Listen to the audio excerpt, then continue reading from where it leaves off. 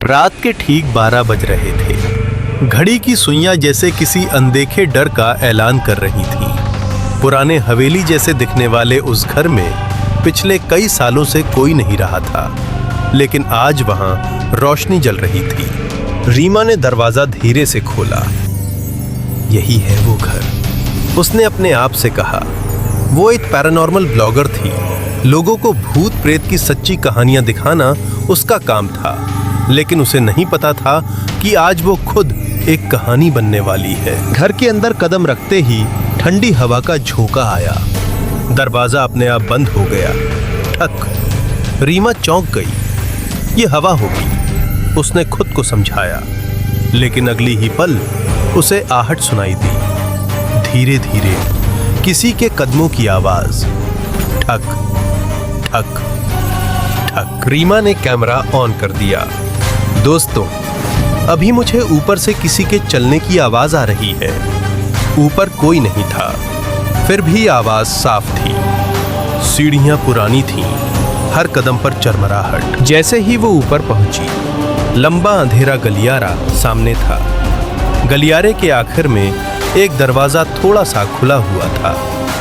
रीमा धीरे धीरे आगे बढ़ी। अचानक पीछे से किसी ने फुसफुसाया, वापस जाओ। रीमा ने झट से पीछे मुड़कर देखा। कोई नहीं। उसकी सांसें तेज हो गईं। कौन है? उसने कांपती आवाज में पूछा। जवाब में सन्नाटा। फिर दरवाजा अपने आप पूरी तरह खुल गया। अंदर एक पुराना कमरा था। दीवारों पर अजीब निशान बने थे।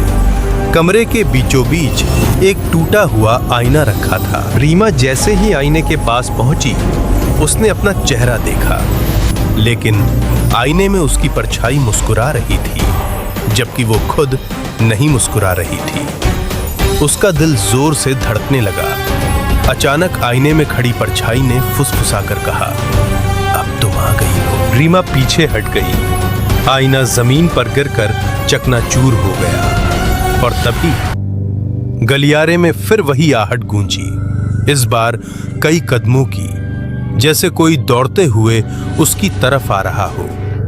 रीमा भागने लगी। सीढ़ियों से नीचे उतरते समय उसने देखा मुख्य दरवाजा बंद था।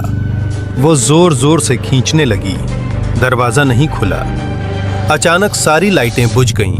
पूरा घर अंधेरे में डूब गया। मोबाइल की फ्लैशलाइट ही एक सहारा थी।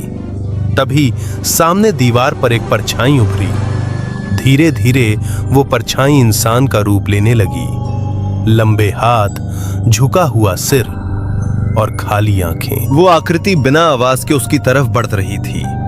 रीमा की सांस जैसे रुक गई। उसने आंखें बंद कर ली, और तभी सन्नाटा। जब उसने आंखें खोली, वो अपने घर के कमरे में थी। सब कुछ सामान्य। क्या ये सपना था? लेकिन उसके हाथ में वही टूटा हुआ आईने का टुकड़ा था, जिस पर उंगली से लिखा था, सीजन शुरू हो चुका है। घड़ी में समय था 12 ज़्यादा, और तभी उसके कमरे के बाहर फिर वही आहट सुनाई दी। रात के ठीक 12 बज रहे थे। ठक। घड़ी की सुइयां जैसे किसी अनदेखे डर का ऐलान कर रही थी। पुराने हवेली जैसे दिखने वाले उस घर में पिछले कई सालों से कोई नहीं रहा था, लेकिन आज वहां रोशनी जल रही थी। रीमा ने दरवाजा धीरे से खोला। यही है वो घर, उसने अपने आप से कहा। वो एक पैरानॉर्मल ब्लॉगर थी। लोगों को भूत प्रेत की सच्ची कहानियां दिखाना उसका काम था, लेकिन उसे नहीं पता था कि आज वो खुद एक कहानी बनने वाली है। घर के अंदर कदम रखते ही ठंडी हवा का झोंका आया। दरवाजा अपने आप बंद हो गया। ठक। रीमा चौंक गई। ये हवा होगी, उसने खुद को समझाया, लेकिन अगली ही पल उसे आहट सुनाई दी। धीरे धीरे किसी के कदमों की आवाज। ठक ठक ठक। रीमा ने कैमरा ऑन कर दिया। दोस्तों, अभी मुझे ऊपर से किसी के चलने की आवाज आ रही है। ऊपर कोई नहीं था, फिर भी आवाज साफ थी। सीढ़ियां पुरानी थीं, हर कदम पर चरमराहट। जैसे ही वो ऊपर पहुंची, लंबा अंधेरा गलियारा सामने था। गलियारे के आखिर में एक दरवाजा थोड़ा सा खुला हुआ था। रीमा धीरे धीरे आगे बढ़ी। अचानक पीछे से किसी ने फुसफुसाया, वापस जाओ। रीमा ने झट से पीछे मुड़कर देखा, कोई नहीं। उसकी सांसें तेज हो गईं। कौन है?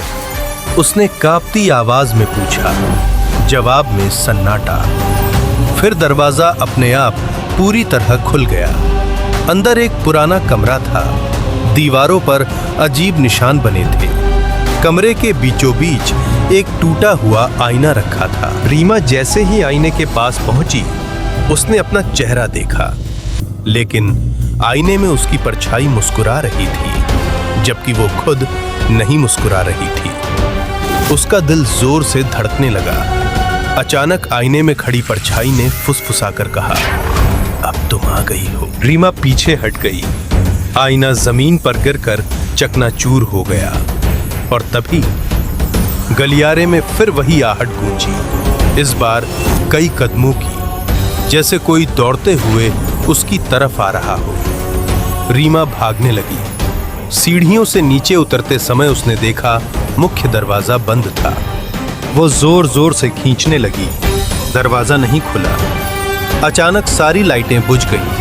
पूरा घर अंधेरे में डूब गया। मोबाइल की फ्लैशलाइट ही एक सहारा थी।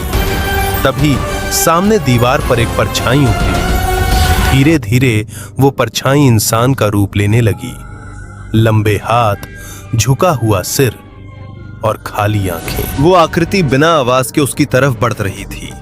रीमा की सांस जैसे रुक गई। उसने आंखें बंद कर ली और तभी सन्नाटा। जब उसने आंखें खोली, वो अपने घर के कमरे में थी। सब कुछ सामान्य। क्या ये सपना था? लेकिन उसके हाथ में वही टूटा हुआ आईने का टुकड़ा था, जिस पर उंगली से लिखा था, सीजन शुरू हो चुका है। घड़ी में समय था 12 ज़्यादा और तभी उसके कमरे के बाहर फिर वही आहट सुनाई दी, ठक ठक।